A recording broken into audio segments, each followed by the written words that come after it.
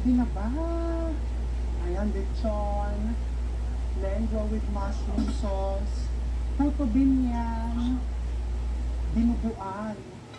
With kasim. Kasi gusto ko laman lang. Diba? Pag kasi may mga visitors ka, maganda safe.